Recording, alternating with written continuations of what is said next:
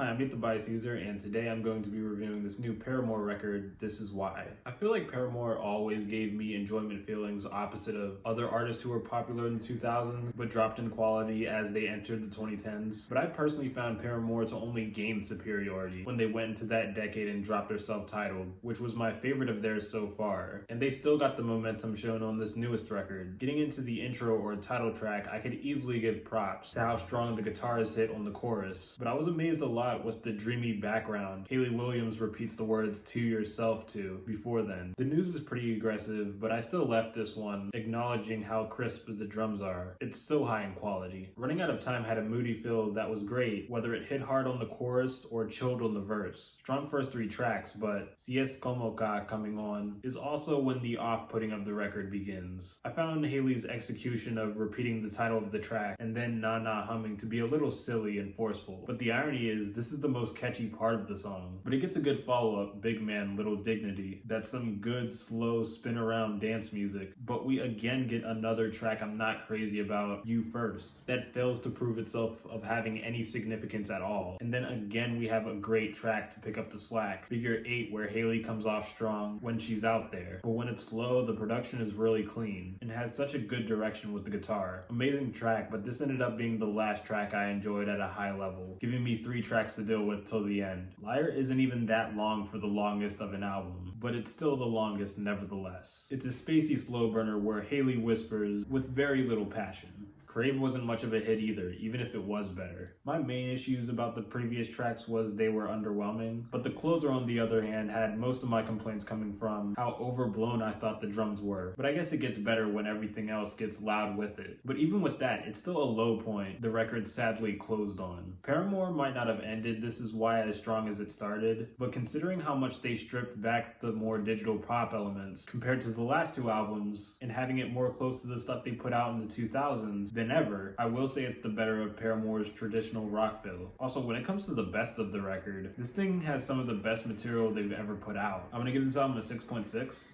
Like, subscribe, comment how you feel, and check out my other social media platforms so I can feel more motivated to post music material on them, like my Twitter.